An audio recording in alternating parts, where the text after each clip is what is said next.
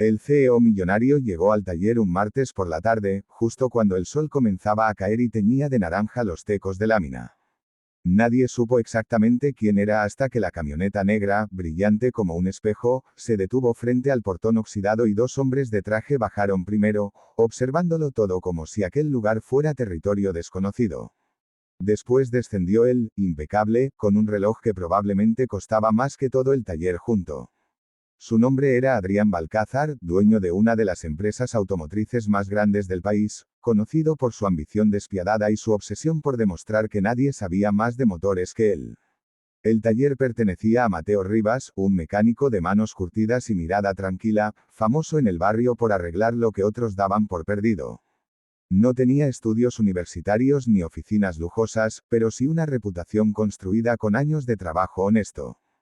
Cuando vio bajar el enorme cajón metálico que los asistentes del CEO comenzaron a descargar, entendió que aquello no era una simple reparación. Dicen que puedes encender cualquier cosa, dijo Adrián, sin siquiera saludar. Traje algo para comprobarlo. Dentro del cajón había un motor prototipo, pesado, complejo, lleno de cables y piezas diseñadas por ingenieros de élite.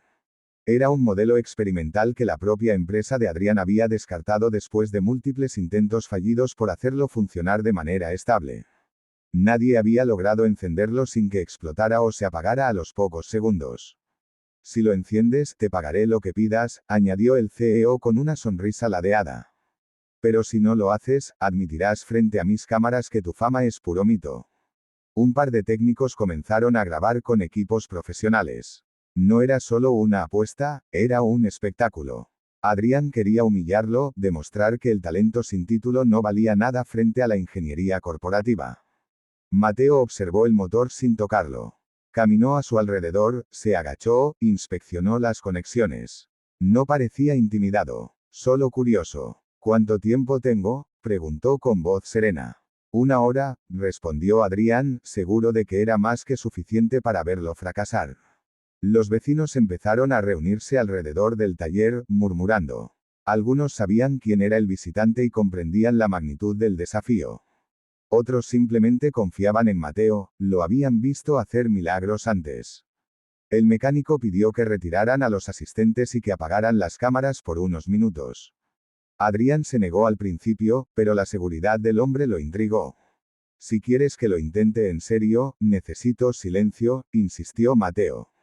Los motores hablan, pero no cuando hay ruido. Aquella frase provocó algunas risas entre los hombres de traje. Adrián, divertido, aceptó. Las cámaras siguieron grabando a distancia mientras el taller quedaba en una especie de calma tensa. Mateo abrió una caja de herramientas que parecía tan antigua como el propio lugar. No usó computadoras ni dispositivos digitales.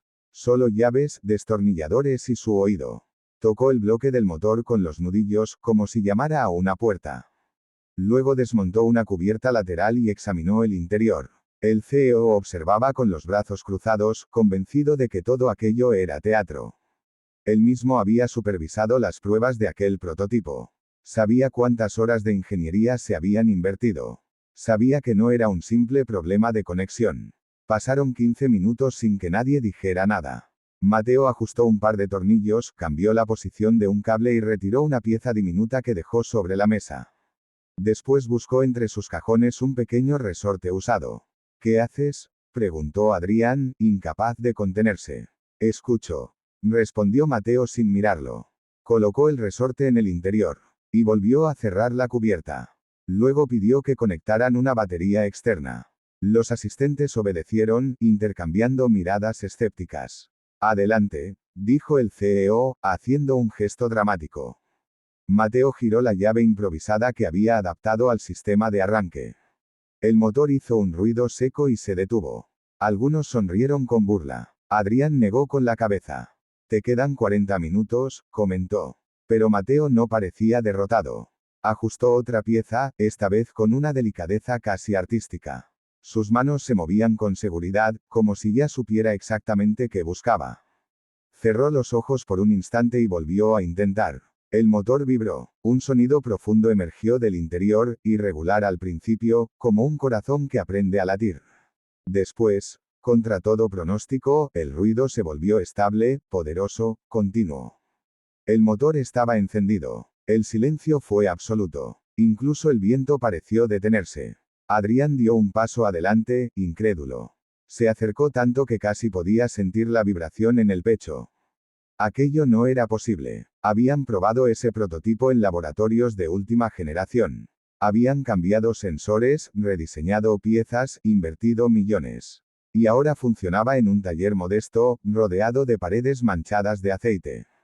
¿Qué hiciste?, preguntó el CEO, esta vez sin arrogancia. Mateo limpió sus manos con un trapo. Tu equipo lo diseñó perfecto en teoría, dijo con calma. Pero olvidaron algo simple. Demasiada tensión en el sistema de admisión. Le quitaron flexibilidad. Los motores no son solo números, también necesitan margen para respirar. Adrián frunció el ceño. Eso es imposible. Los cálculos fueron exactos. Exactos, sí. Humanos, también, respondió Mateo. A veces la perfección en el papel no entiende la realidad del metal.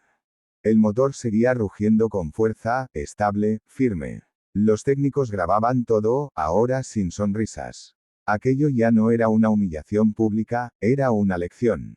El CEO sintió algo que no experimentaba desde hacía años, duda. No sobre el motor, sino sobre sí mismo. Recordó cuando, de joven, desmontaba bicicletas en el garaje de su padre.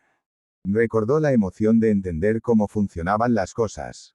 En algún punto, entre juntas directivas y cifras millonarias, había olvidado esa pasión.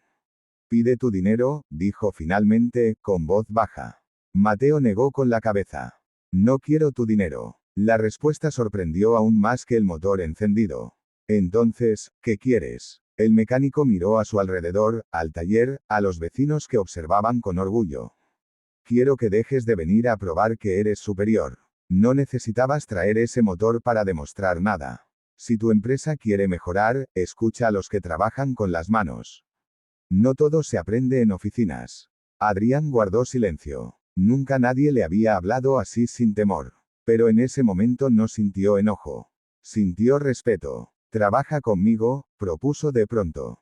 Serías jefe de desarrollo. Tendrías recursos ilimitados. Mateo sonrió. No pertenezco a oficinas de cristal. Pertenezco aquí. Pero puedo enseñarte algo si estás dispuesto a aprender. El CEO miró el taller una vez más. Ya no parecía un lugar insignificante.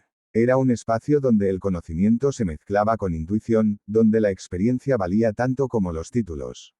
Entonces enséñame, dijo. Los asistentes intercambiaron miradas desconcertadas. Su jefe, el hombre que rara vez aceptaba un no por respuesta, estaba pidiendo lecciones. Mateo apagó el motor con un gesto suave.